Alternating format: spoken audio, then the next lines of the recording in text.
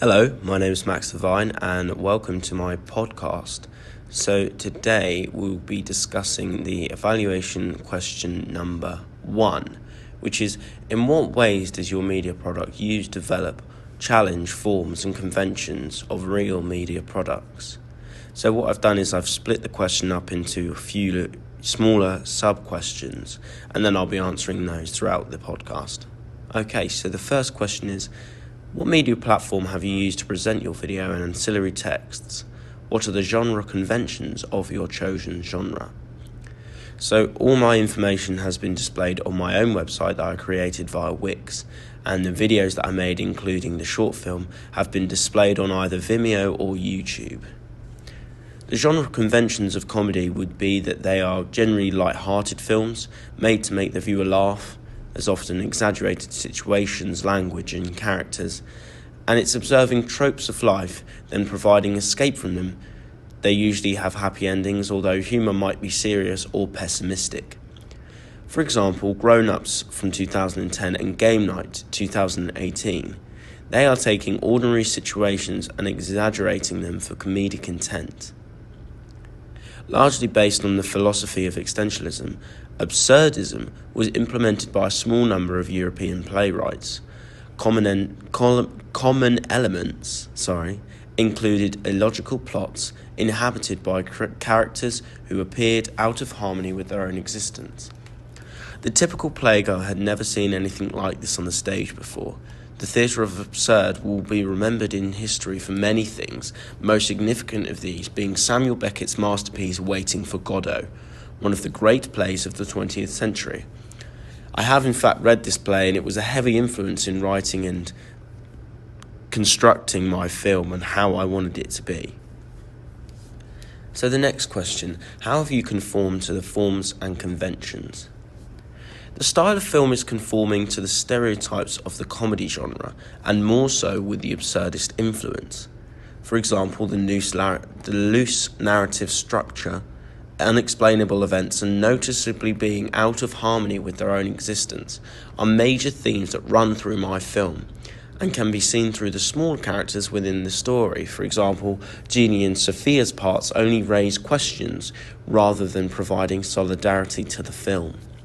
When writing the piece, I also intentionally included quotes from absurdist and existentialist philosophers for Edward to say when attempting to scare Jack's character. For example, "Existence is illusory and it is eternal" is a quote from Albert Camus, a philosophical writer from the 1900s.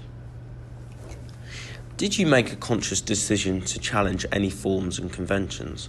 Well, I challenged some of these forms and conventions, however, by making the piece have slow, dialogue-based action in which the comedy was explored, whereas predominantly in mainstream comedy films, there is more often than not now focus on visual gags to excite the audience. Absurdist theatre is deemed to have more of a sophisticated style of comedy, and in conforming to these tropes, I've consequently challenged other from the comedy genre.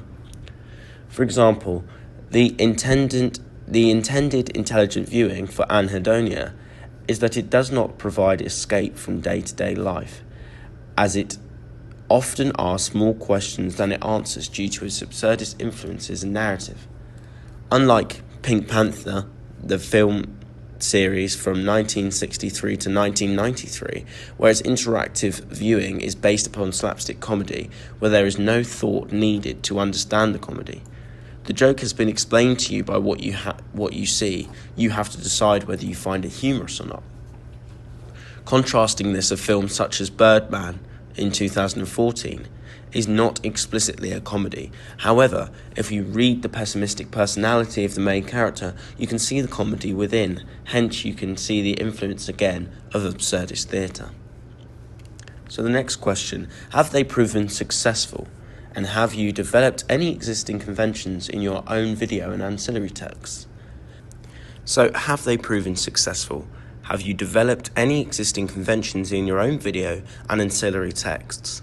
Well, I think it was successful because I created the film I wanted to whilst mixing classic comedy to engage an audience with absurdist themes through thought-provoking imagery and narrative. I tried to keep all of the conventions commonly seen in the two genres I used at the forefront of the film. For example, I did not focus on how effective the storyline would be, as the loose structure is clear in absurdist theatre. I also did not try to convey serious dramatic tones, as I wanted to make the audience laugh much like a comedy film would aim to do. And finally, how did you demonstrate this? What was your contribution? What were you inspired by, and why? I think I demonstrated this via my complete creative control over the writing, filming and editing of Anhedonia. I aim to convey a certain intention through stereotypical conventions of comedy and absurdist theatre. I was able to do so with little struggle, and I was the sole contributor to the work I have displayed. My inspirations came from my passion for drama and theatre, especially the comedy influences, and my interest in absurdist theatre writers such as Samuel Beckett, who wrote Endgame and previously mentioned Waiting for Godot. The short films that I looked during the research and planning stage of the portfolio also reaffirmed my original thinking that I would like to write a short film based upon these passions. So, hopefully that answers the question well, and that is the end of the podcast. Thank you very much for listening.